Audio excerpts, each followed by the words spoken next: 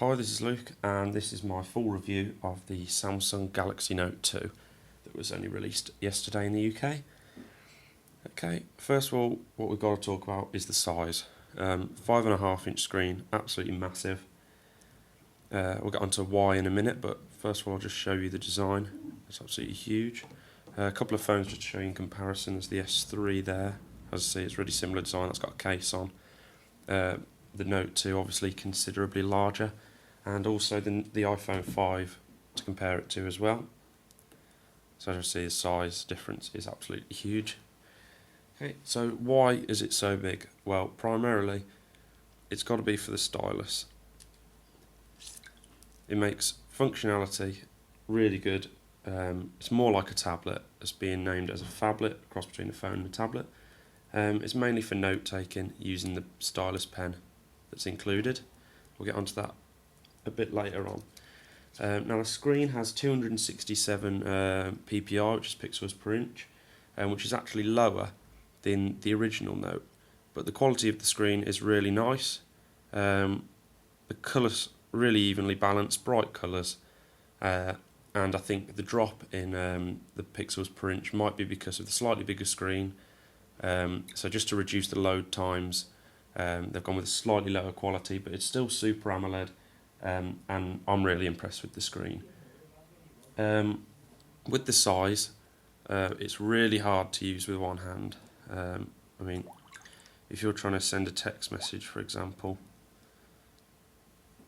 I'm having to use two just to get onto one for starters, but if you're trying to reach across here, I'm struggling. I'm trying to hit the P there. There we go. I'm hitting the P now, and the backspace.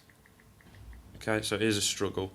And even if you go landscape, I mean, I've got quite big hands, so I can only just about reach these middle buttons. So yeah, if you do want to use messaging and stuff, then you're going to have to use the stylus that's included. It's there for a reason, you know. It's not a downside to using it. It's just other things are a major advantage compared to calls and texts. Now with the calls, I'm not going to show you a phone call on here because the quality won't be too good on the camera. But receiving calls, everything sounds good. If you put it on speaker, it sounds a bit muffled, but it's not the worst in the world. It is quite good, and reports from the other end of the line say that the quality is good as well.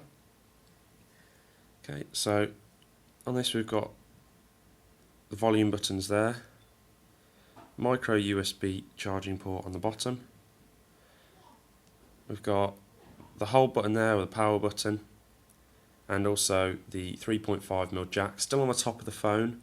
I think I prefer it on the bottom, so when you slide it out of your pocket you can easily change your song, but something Samsung have stuck with is the audio jack on the top.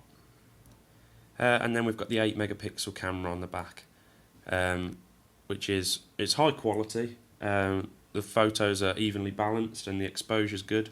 But compared to the S3, the 1X, the Xperia S and the iPhone 5, it's about average. It's not the worst, not the best. But do you really want to be using a phone this size for photography? I'm not sure. I certainly don't. Okay, it's running the latest version of Android, 4.1.1 Jelly Bean.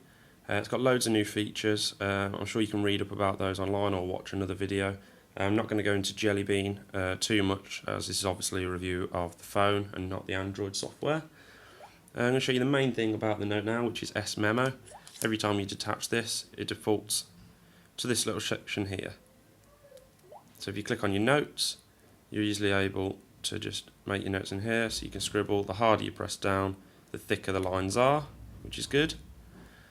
An interesting thing you can do as well, choose this option here and take a picture. I mean, well, just not very interesting. I know I'll just take a picture of the screen in front of me, the table in front of me, sorry, save that. And now I have that image in there. I mean, obviously I wrote over the top, but firstly, you can take a picture of anything, and you can just make notes or even draw on the top. I mean, obviously, a bit of childish fun as well in there. Take a picture of your friends or people you know and draw whatever you want over them.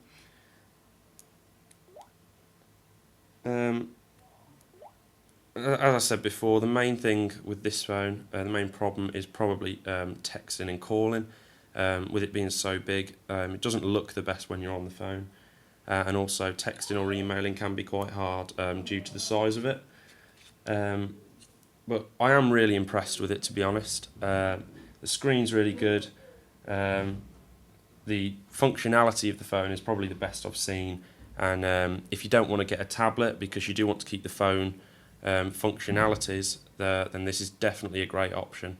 If you've got large hands, then it's a brilliant choice. And the Memo is one of the best applications I've seen. So I definitely recommend the phone. Thanks for watching.